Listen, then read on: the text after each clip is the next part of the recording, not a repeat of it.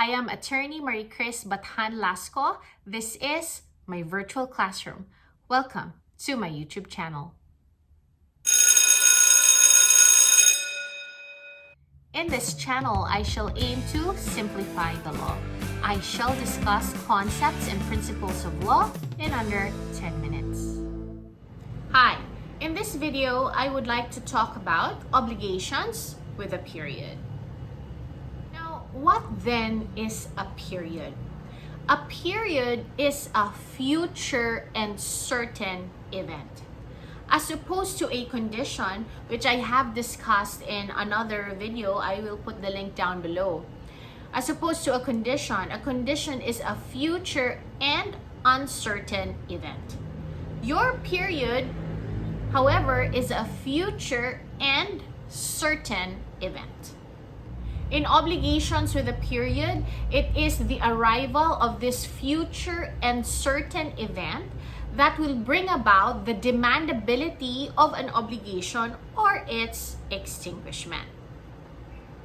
Please note that a condition is future and uncertain. In other words, that event may or may not happen, while a period is certain to happen. That is why we say that a period is future and certain.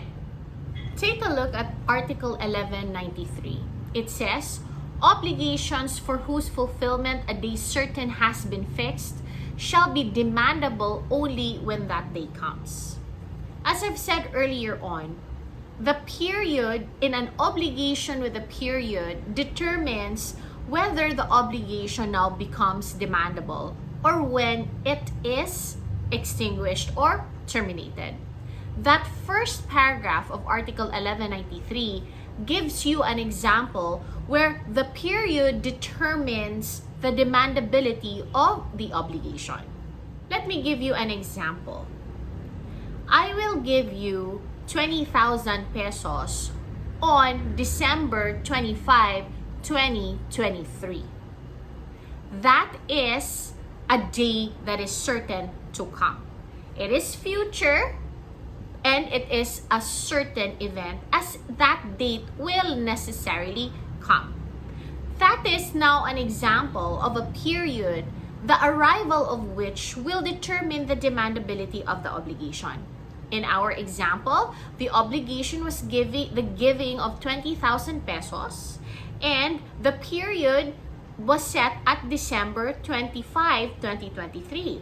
And so when that date arrives, the obligee or the person whom you promised to pay the 20,000 pesos can demand from you the fulfillment of that obligation. Now let's take a look at the second paragraph of Article 1193. It says, obligations with a resolutory period take effect at once but terminate upon arrival of the day certain. This time, it tells you that the arrival of the period will now extinguish the obligation. In other words, the obligation is already there, and the arrival of the period will terminate or extinguish the obligation. Let me give you an example. I will give you a 10,000 peso monthly allowance until December 31, 2024. In that example, the obligation is demandable at once. It takes effect at once, the giving of the 10,000 peso monthly allowance. And that obligation will end upon the arrival of the period. And in that example, the period was set at December 31, 2024. So remember the two examples that I gave you. The first example was an obligation to give 20,000 pesos on December 25, 2023. The period will affect the demandability of the obligation. It triggers its demandability. We actually call that period a suspensive period because the arrival of such period will make the obligation demandable. In our second example, the obligation was to give a 10,000 peso monthly allowance until December 31, 2024. The period involved here is actually a resolutory period. Why resolutory? Because the arrival of the period in our example, December 31, 2024, will extinguish the obligation. In other words, in that example, the obligation became demandable at once. That's basically your second paragraph of Article 1193. It became demandable at once. And when the period will arrive, your December 31, 2024, the obligation to give a 10,000 monthly allowance will stop. It will now be extinguished. So that discussion basically tells you the two ways of classifying your period. It could be suspensive or it could be resolutory. Now, there are other ways of classifying a period. You could also classify it depending on whether it's a definite period or it's an indefinite period.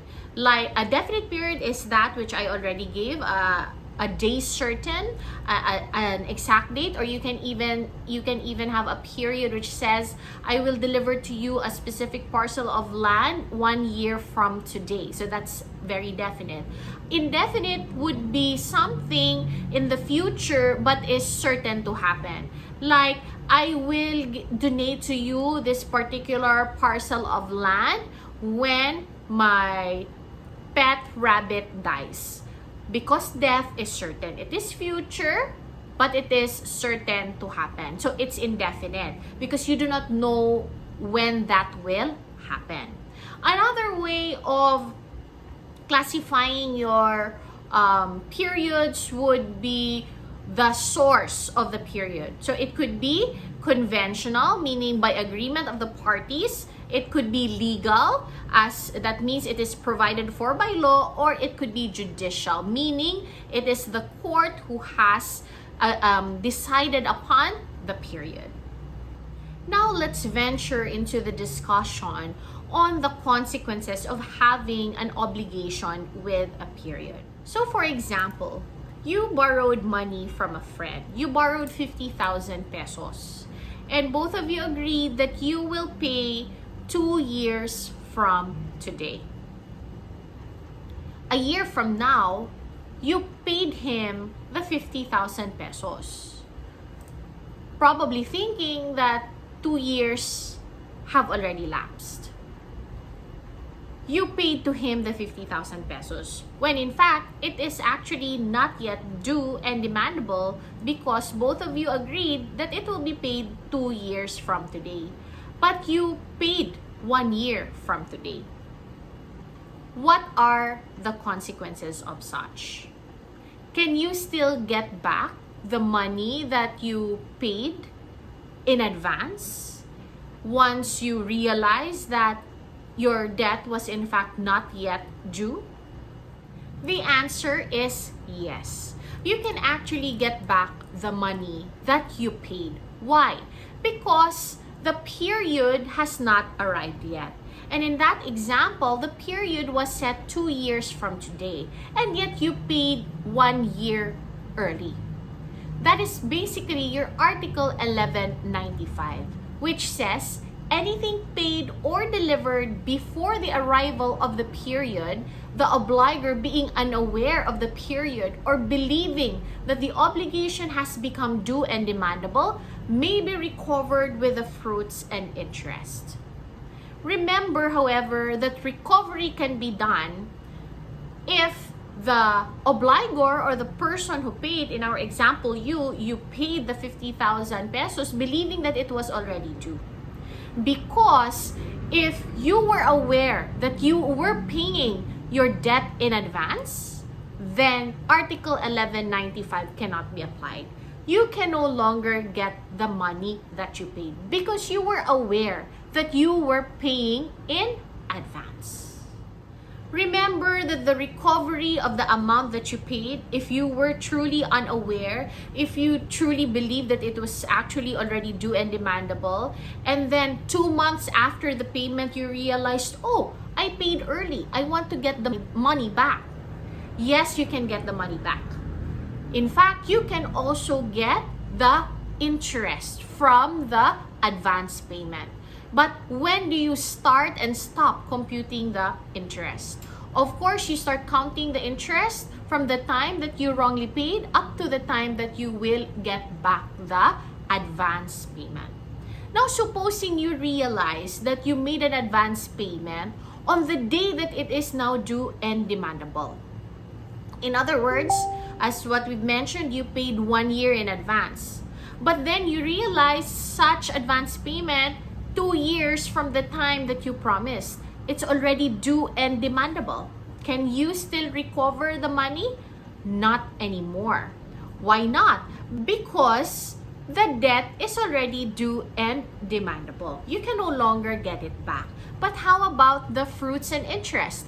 Yes, you may recover. Now, when do you start counting the interest? Of course, from the time that you wrongfully paid in advance up to the time that the debt was due.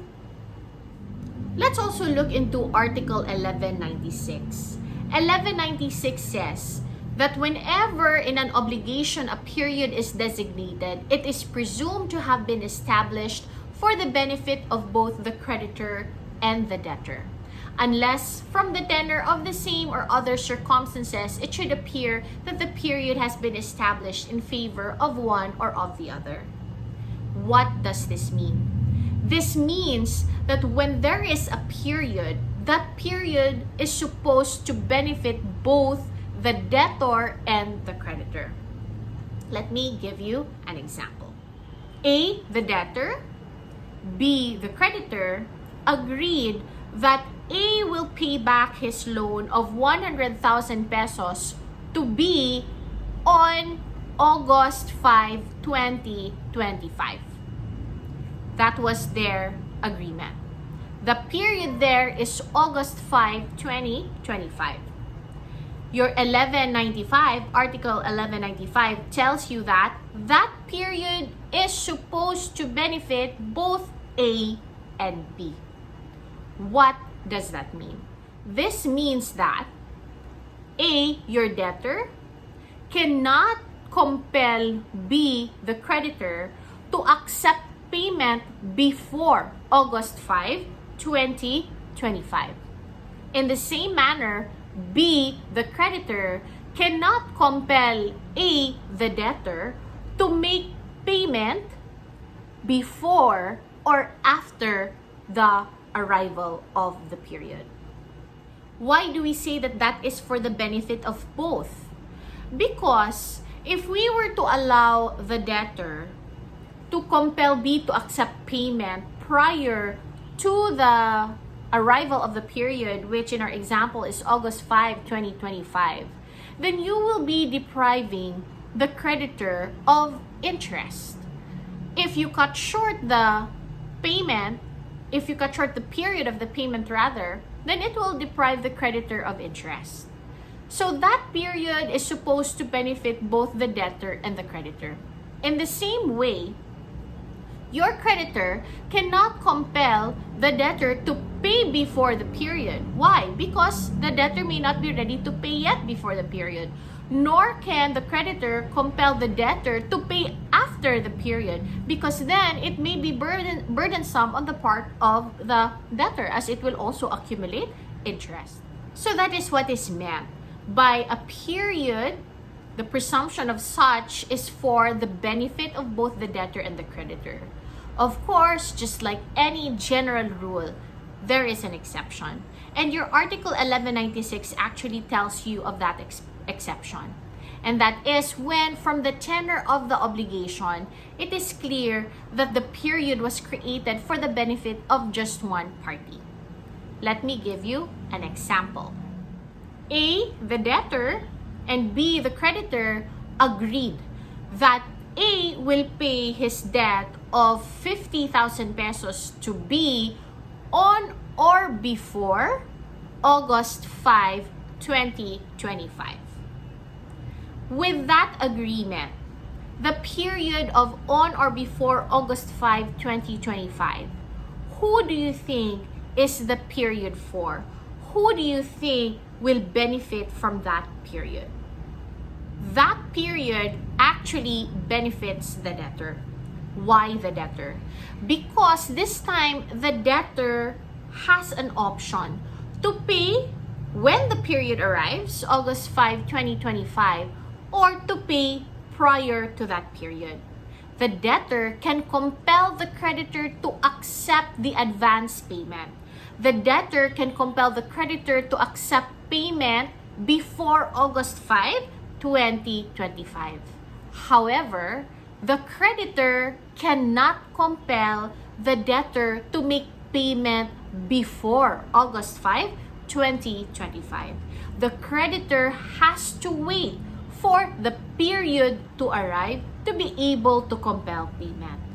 In other words, if the obligation is on or before a certain period, that obligation with a period, that period is actually beneficial to the debtor. This is an exception to the general rule. So that is it for this video. There will be more videos on obligations with a period, in fact, on all other types of obligations. So please do subscribe to my channel and click the notification bell so that you will be notified when I make any new video uploads. I hope you learned something from this video. See you next time in MBL Classroom. I hope you learned something from this video. If you have, please click like, subscribe, and that notification bell so that you will be notified of new video uploads. Thank you for watching. See you next time in MBL Classroom.